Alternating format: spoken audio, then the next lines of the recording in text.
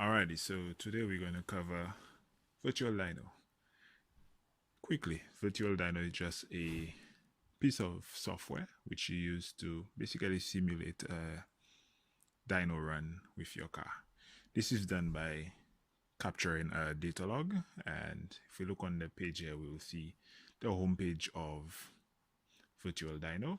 Up here we can see where exactly you can get it up in the address bar here, and it says it supports about 62 different ECU data logs ranging from AEM to EvoScan, Haltech, and a few others. So you'd essentially just be capturing a data log, and this is done on a piece of road which is as flat as possible. That really helps with accuracy and consistency. And we'll just cover the steps needed to basically get Virtual Dyno to work with Speeduino.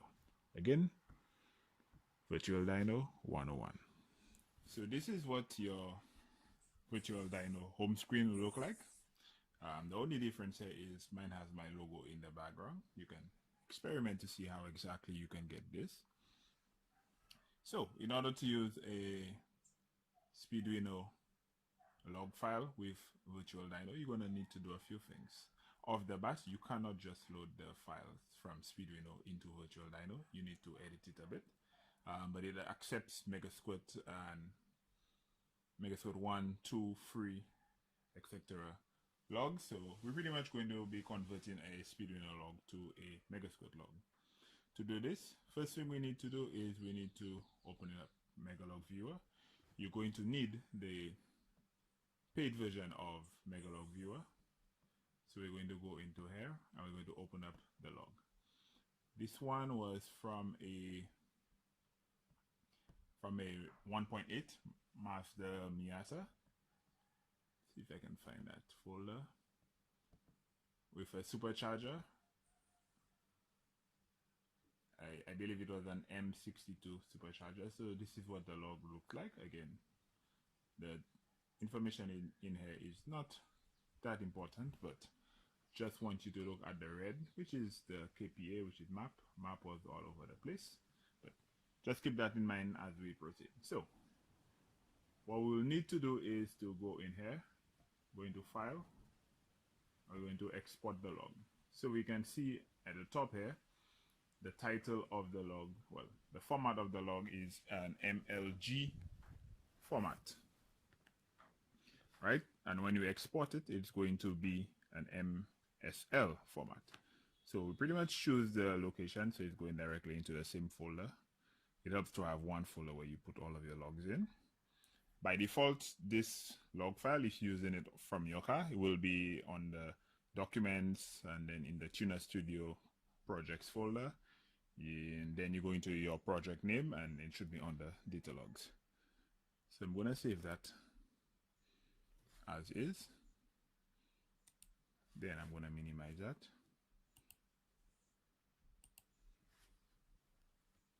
Right, now I'm going to go into here. This is the file which we just modified. So I'm going to right click.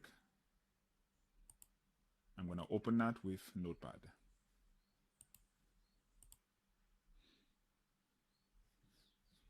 And this is what the log will look like after it's in the MSL format. So to make this compatible with Virtual Dyno, simply go into here. And we change this to MS3. Same thing for this one.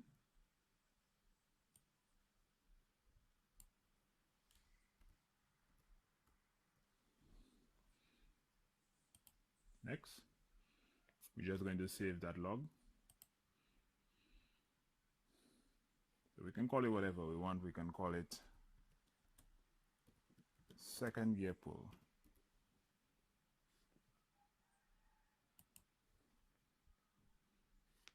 Right, we can go ahead and close that.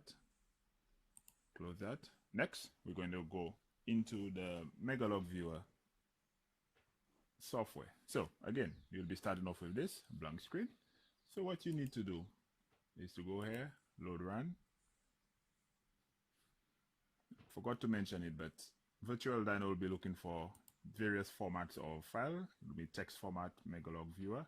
I believe the one I just saved as a text file, but you can just go ahead and under here, just click all files and you'll see all the files which are compatible with Virtual Dyno pop up.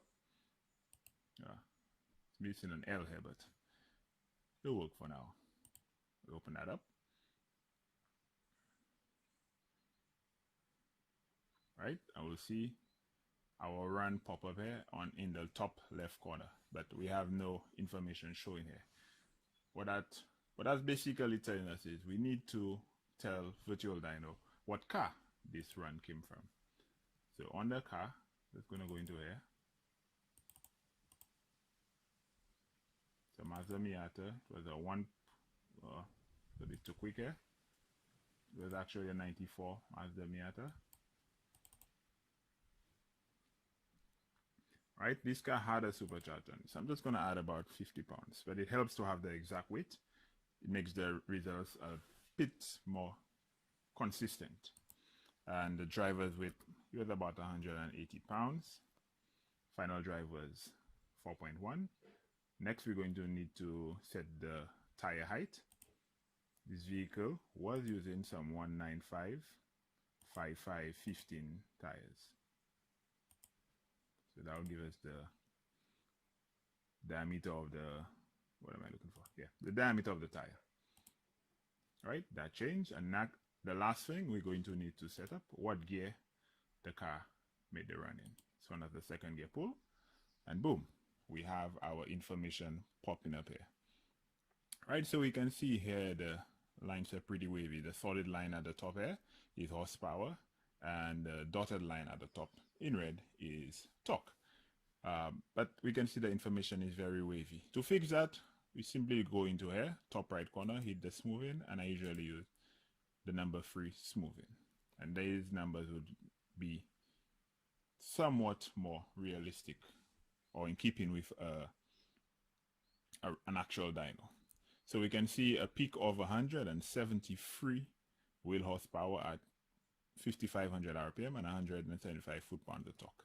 If we see here, we can see that torque and horsepower were dropping off in the top. We'll get to that in a bit.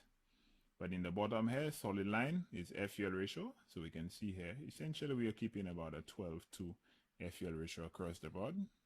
Above here we have a 12:3, and in the top, yes, went down to 12:1. So we were anywhere between 12:1 and 12:3 air fuel ratio. The boost, this car was supposed to be targeting 12 psi, but he had some boost issues. And like I mentioned earlier, the wavy lines in the log, in Megalog Viewer, we can see that here. We can see boost was all over the place. So we can see he started off with about 8 psi, then we'll drop to 7.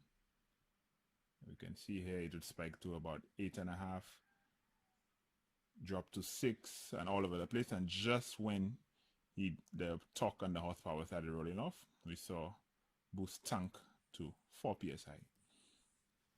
In addition to that, I also had a rev limiter set to about 6,000 for that run, since that was just some initial pulls of the car. We haven't gotten around to finish up the tune, but for now he's making about 173 wheel horsepower, give or take at around 7 psi. So this car, if the horsepower were to carry, if it didn't drop, if we allowed the car to rev up to 7,200 give or take, we'll see horsepower end up somewhere here. So I would expect anywhere in the maybe 185 wheel horsepower give or take, and torque would pretty much be the same, because we saw torque already peaked all the way down there, plateaued, and it was on its way down. So horsepower would just go up here, maybe about 185 give or take wheel horsepower at about 8 pounds of boost. Right, and that's essentially what it takes to have Virtual Dyno working on with Speeduino logs. Right, hope this one is helpful. Like always, like, comment, subscribe, share, and I'll catch you guys on the next one.